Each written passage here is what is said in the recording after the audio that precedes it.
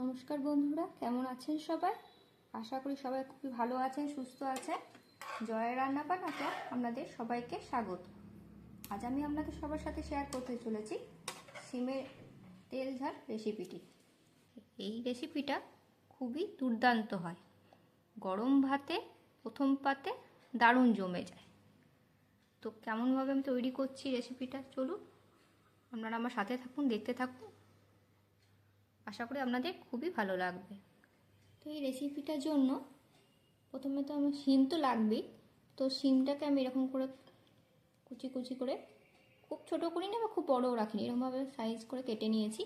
আর একটা যে মশলা তৈরি করব, সেই মশলাটার জন্য লাগছে 3 কুচি কাঁচা লঙ্কা, 1 ইঞ্চি আদা, আর 4টে কাজু বাদাম, আর 2টো বড় সাইজের টমেটো কেটে আমি কুচি করে নিয়েছি। তো এই টমেটো, আদা, লঙ্কা, কাজু বাদামের একটা মিহি পেস্ট আমি তৈরি করবো এই রান্নাটার জন্য। আর শিমটাই মেন উপকরণ। তো চলুন বাকি রান্নাটা করি।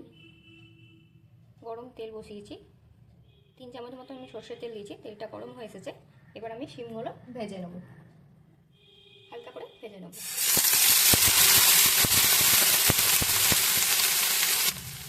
এই শিম ভাজার মধ্যে আমি দিচ্ছি 1/2 স্পুন লবণ,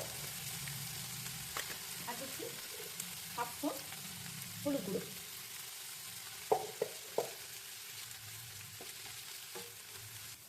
তো দেখুন শিমটা একদম ভাজা ভাজা হয়ে এসেছে, লাল করে ভাজা হয়ে গেছে। আর বেশি ভাজবো না, বেশি ভাবে পুড়ে যাবে। তো আমার হয়ে এসেছে একদম ভাজা। দেখুন আমি এগুলোকে ভেজে নেওয়ার পর, ভাজা হয়ে যাওয়ার পর এবার তুলে নেবো এটাকে।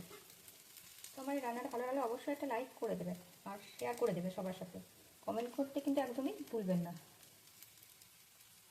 তো দেখুন শিমটা ভেজে তুলে নেওয়ার পর কড়াইয়ে আমি 1 চামচ সর্ষে তেল দিলাম। এরপর আমি ফোড়নটা দিয়ে দেবো। ফোড়ন হিসাবে দিচ্ছি একটা তেজপাতা, শুকনো লঙ্কা একটা কুচি করে নিয়েছি, আর 1/2 চামচ জিরে। এটাই আমি ফোড়ন হিসাবে ব্যবহার করছি। ফোড়নটা একটু ভেজে নিই। ফোড়নটা ভাজা হয়ে গেছে, এরপর আমি যে মিহি পেস্ট একটা তৈরি করেছিলাম টমেটো, কাজু আর আদা দিয়ে, সেই মিহি পেস্টটা এবার এর মধ্যে দিয়ে দিচ্ছি। তো মশলাটার মধ্যে দিচ্ছি 1/2 স্পুন হলুদ গুঁড়ো, আর দিচ্ছি 1/2 স্পুন জিরে গুঁড়ো, আর দিচ্ছি 1/2 স্পুন ধনে গুঁড়ো, আর দিচ্ছি খুবই সামান্য Kashmiri red chilli powder. Just রঙটা হওয়ার জন্য এটা আমি দিচ্ছি। তো এবার মশলাটা ভালো করে আমি কষিয়ে নিচ্ছি। তো দেখুন মশলাটা আমার একদম হয়ে এসেছে, একদম কষানো হয়ে গেছে। ভালোভাবে কষানো হয়ে যাওয়ার পর এরপর আমি দিচ্ছি 1 চামচ চিনি, এটাতে অ্যাড করছি। আর দিচ্ছি খুবই সামান্য পরিমাণে লবণ, আর একটু জল দিচ্ছেন।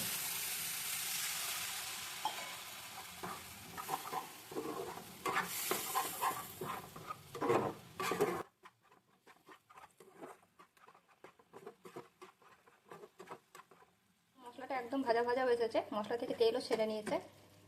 তো মশলাটা ভাজা হয়ে যাওয়ার পর এরপর এর মধ্যে আমি অ্যাড করছি যে ভেজে রেখেছিলাম শিমগুলো, সেই শিমগুলোকে দিয়ে দিলাম এর মধ্যে। ভালোভাবে এটাকে মিশিয়ে নিই মশলার সঙ্গে শিমটাকে।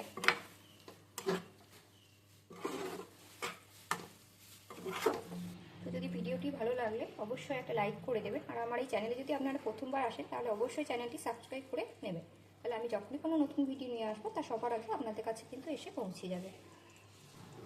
তো দেখুন আমার রান্নাটা একদম শেষের দিকে, পুরো মশলাটা শিমের সঙ্গে লেগে গেছে, একদম হয়ে এসেছে। এরপর উপর থেকে আমি কিছুটা ধনে পাতা কুচি উপর থেকে ছড়িয়ে দিচ্ছি।